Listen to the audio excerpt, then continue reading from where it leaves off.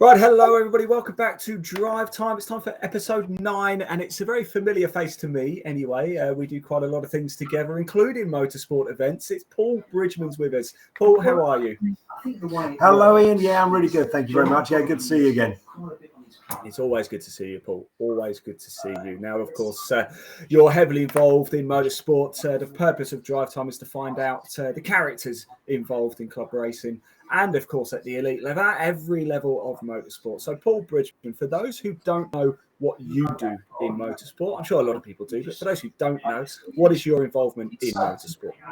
Okay, I organise a charity karting event for our company, Clive Emson Auctioneers. We run a charity karting event, the Clive Emson Charity Karting, and it's all in aid of Havens Hospices down here in Essex, and they do fantastic work for people with life-limiting illnesses and conditions, right through from birth, young adulthood, right through to later life as well. Fantastic. Now, we've obviously covered a few of your events. They are an awful lot of fun, aren't they? And you get a few celebrity guests down, don't you? You're quite tight with the BTCC crowd, aren't you? Yeah, that's right. We've had over the years, we've had Nicholas Hamilton come and join us. We've had Bobby Thompson come and join us last year. I mean, not last year, a couple of years. He's joined us. Brought his car down to Lakeside Karting once because their factory was just down the road when he was at Trade Price Cars and Accelerate. And obviously now at Team Hard, and had a fantastic year last year, picking up the Jack Sears Trophy, podiums as well. So speaking to Bob a couple of weeks ago, and looking forward to more of the same in the new year. Now that he's signed up with Team Hard again for this year. Absolutely right. What we're going to do for this I can't miss one more out there. I missed one more out because Michael Crees came and joined us last year. So when we moved down the event down to Buckmore Park, and he's based down in Kent, so he came and supported the event. And what a top guy! One of the nicest guys in motorsport I've met. He was absolutely top draw with everybody. He's a really good laugh, and they say he was really good fun with everyone on the night too.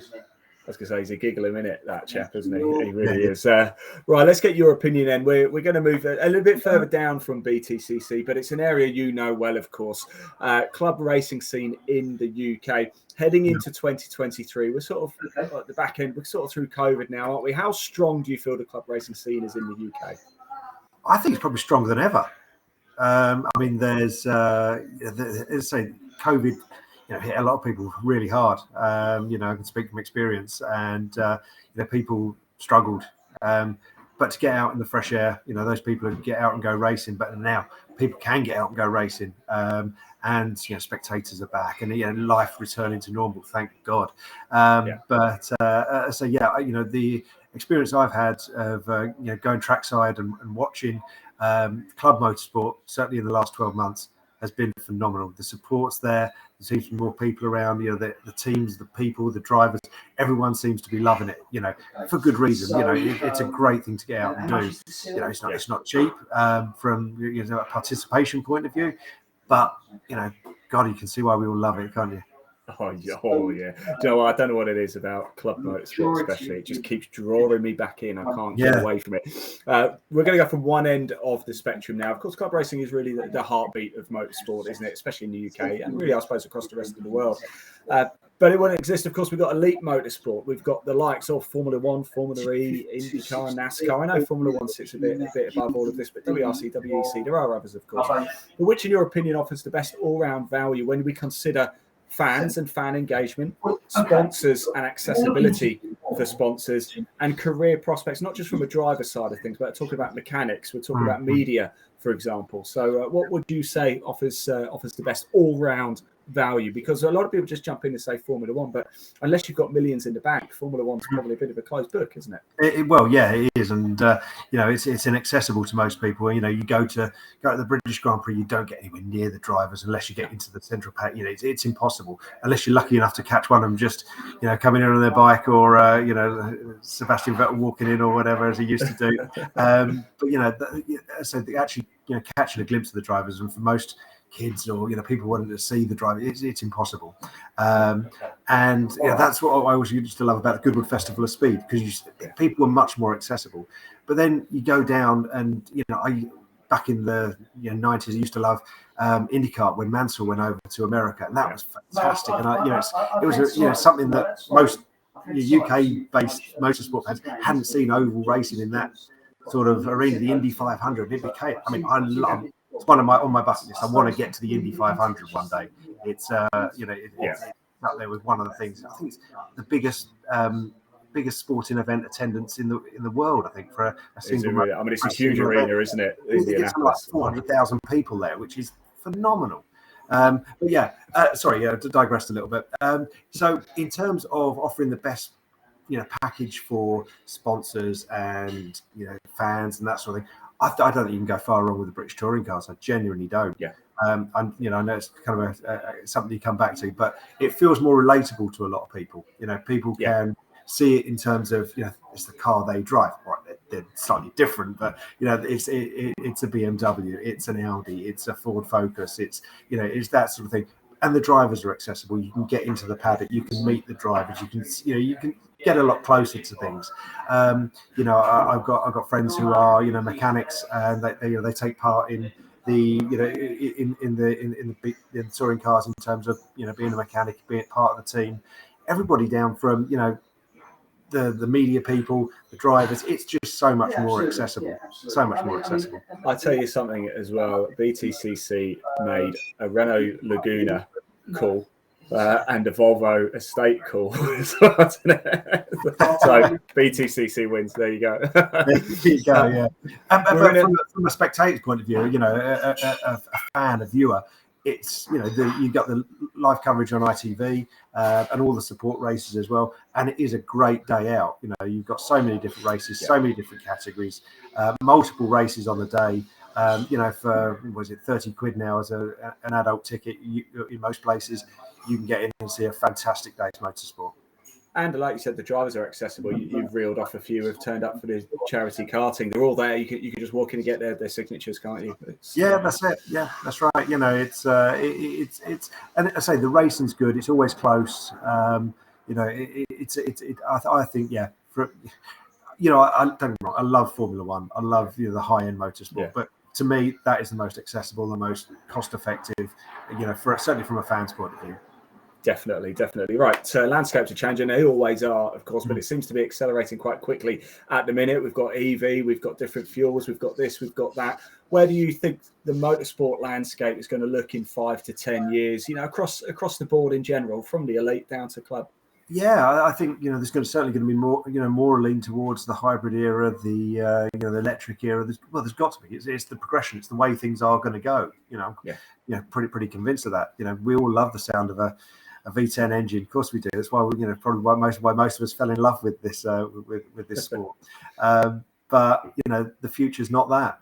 Unfortunately, fortunately not. I don't know. I had a meeting with a young racing driver the other day, a chap called James Black, who I know you've met on Britcar endurance events, and he comes to the charity karting event that we organised too. And he came to a networking event looking for sponsors for next year because he's looking to step up in motorsport. And the first thing someone asked him, doesn't really fit in with our business plan because of a sustainability point of view. He got a PowerPoint presentation out, and he explained how for every point in the championship he scored, he'd be planting trees. And you just think, what a fantastic way of looking at life. That is really good. Really thinking about it and thinking about the sustainability of, it's a great way of getting brand awareness for a company, whatever, in motorsport. But yes, there is an offset that needs to be thought about. And he thought about that. And that, it's got to come into the consciousness of drivers, teams moving forward. It's impressive when they do as well, doesn't it? Right, Paul, let's bring this full circle, shall we? Bring it back to you. What does 2023 hold in store for you from a motorsport perspective? Motorsport perspective, sadly, I think I'm going to be mostly on the sidelines. As much as I do keep threatening to go and get my ARDS license again, it's funding's not quite at that stage yet. Maybe in the future, but I'd love to get into the it's just something to start with, like the KAs when they do the KA racing. It looks fantastic fun. All the Citroen C1s, the 24-hour races they do, or the endurance events. I've talked to a couple of teams about perhaps getting involved in doing something like that. So it'd be great if it'd be great one day to actually do that. But for me, it's going to be probably karting this year. Obviously, we've got our own karting event. We take part in other charity events and other races. We normally take part in the Daytona 24-hour kart race. They run up at Milton Keynes, but I think we're giving that one a skip this year. We'll see if we can make the top step of a podium somewhere. That'd be nice. But add another bit of plastic to the trophy cabinet. You do have your the Clive Emson Charity Karting is happening this year again. Is it open for anybody to get involved or to enter a team? Yeah. Absolutely, yeah. It's if anyone wants to drop you a message or message us via social media, they can go to Instagram at Clive Emson Charity Karting. Drop me a message there. You can follow us there. All the breaking news about who's going to be driving, teams, professional drivers joining us. But the event's going to be on the 25th of May. At Buckmore Park, open to all comers. It's a 2-hour endurance race. £215 will enter the team. Also gives us a donation to the charity too, Havens Hospice. And there's other fun elements to the race as it goes on. There's a straight race in terms of lights to checkered flag winner, but there's also some fun quirky bits we can add in as well.